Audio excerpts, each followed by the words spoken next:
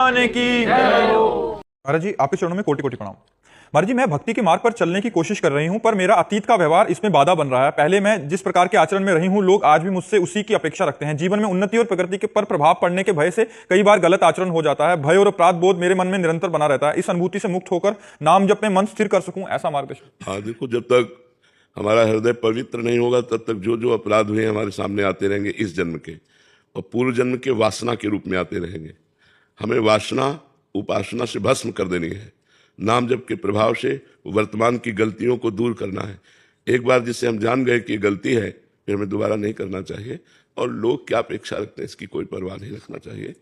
लोग तो अगर जिंदगी में आपने बिल्कुल कदम सही रखे हैं और एक बार गलत हो गया तो जीवन भर वो आपको गलत ही देखेगा कि वो गलत है। अपना चाहे 100 गलती करे तो माफ है, दूसरे से एक गलती हो गई तो कभी वो माफ नहीं करता। संसार का स्वरूप ऐसा है। इसलिए हमें भगवान का भरोसा रखना चाहिए और जो गलतियां हो जाए उनकी पुनरावृत्ति ना होने पावे ऐसा प्रयास करना चाहिए। जागतिक उन्नति अपने चरित्र को खोने से नहीं होती, जागतिक उन्नति चरित्रवान होने से होती। लोगों को यही भ्रम हो गया है।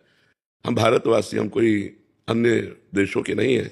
हमारे यहाँ धर्म और पवित्रता के लिए प्राण न्यौछावर कर दिए गए। जब मुगलों का शासन था तो जैसे राजघरानों में सूचना मिलती कि मुगल आक्रमण कर लिए, राजा बंदी बना लिया जाएगा, तो हजार हजार स्त्रियां एक साथ आग की ज्वाला में जल गई कि मैं आग को स्पर्श करना पसंद करूंगी, लेकिन विधर्मी हमारे शरीर को स्पर्श कर जाए ऐसा स्वीकार नहीं करूंगी। एक किसी ने अंग्रेजी में लिखा है कि अगर आपका धन नाश हो गया तो कुछ नाश नहीं हुआ। Money is loss, nothing is loss.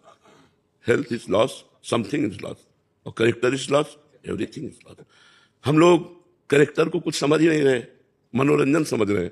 आज जो बाहरी गंदगी है वो अपने देश में पधार रही है, ये बाहरी गंदगी है। हमारे यहाँ ऐसा नहीं है। हमारे यहाँ जिस पति को स्वीकार किया आजीवन, उसको स्वीकार करके निर्वाह किया गया है। हमारे यहाँ पतिव्रता हुई है। कहीं किसी पूरे विश्व में बताओ कोई पतिव्रता हुई? यहाँ भूखे रहना पसंद है लेकिन धर्म बेचना पसंद नहीं है। तो हमें लगता है कि हमसे जो गलतियां हो जाएं उनकी पुनरावृत्ति ना की जाए और भगवान का भरोसा रखा जाए। उन्नति सदाचरण से होती है। जो असदाचरण से उन्नति होती है उसका परिणाम नाश होता है। जो सदाचरण से उन्नति होती है वो विकास को प्राप्त होती रहती है, वो विनाश को प्राप्त नहीं होती। इसलिए अपनी बुद्धि को शुद्ध रखा जाए। हमारा यदि चरित्र है तो सब कुछ है। हमारा चरित्र चला गया तो क्या? हम राम चरित्र का गायन करते हैं। रावण किस बात में कम था? भगवान रघुवंश में प्रकट होते हैं और वो उत्तम कुल पुलस्त कर नाती। महात्मा पुलस्त का नाती है, कोई साधारण नहीं है। उत्तम कुल पुलस्त कर नाती। जिस वंश को रघुवंश भी प्रणाम करता है उस वंश में उसका प्रादुर्भाव हुआ, पुलस्त ऋषि के कुल में। लेकिन उसे राक्षस कहा गया। किस कारण? आचरण, चरित्रहीनता के कारण उसे राक्षस कहा गया। वहां भी तो विभीषण जी भी तो प्रकट हुए उसी कुल में। भगवान उनसे कहते तुम सारीखे संत प्रिय मोरे, धरो देह नहीं आन नहीं हो रहे। तुम्हारे जैसे संतों के लिए मैं अवतार लेता हूं, विभीषण जी से कह रहे हैं। उसी कुल में तो प्रकट हुए। उसे राक्षस कहा गया एक भाई को, और एक भाई को संत कहा गया। तो चरित्र, आचरण, व्यवहार हमको चाहिए। सब कुछ देकर चरित्र की रक्षा करना। चरित्र देकर के लौकिक उन्नति कोई खास बात नहीं है। इसलिए बहुत सावधान, विवेक के द्वारा चलिए। जो गलतियां हो गई वो हमसे भूल हुई, भूल को भगवान क्षमा करते हैं। भगवान का नाम जप कीजिए, नमक रोटी खाइए, लेकिन धर्म से चलना सीखिए तो आपको शांति मिलेगी, विश्राम मिलेगा। नहीं तो ये हमारे शब्द याद कर लीजिए: भय, चिंता, शोक, नकारात्मक विचार, आखिरी में डिप्रेशन, परिणाम। अगर गलत आचरणों में बढ़ते चले गए तो इस लाइन पर क्लियर बिल्कुल आप समझ लीजिए, यही लाइन चलेगी। भय, चिंता, शोक, नकारात्मक विचार, निगेटिव विचार इतने कि आप डिप्रेशन में पहुंच जाओगे। आखिरकार सोच बदल जाएगी कि ऐसा जीना भी क्या, और फिर आखिरी परिणाम बहुत भयावह होता है। इसलिए धर्म से चलो तो निर्भय, निश्चिंत, निशोक और अमरत्व, भगवान की प्राप्ति। नाम जप करो, अच्छे आचरण वाले बनो।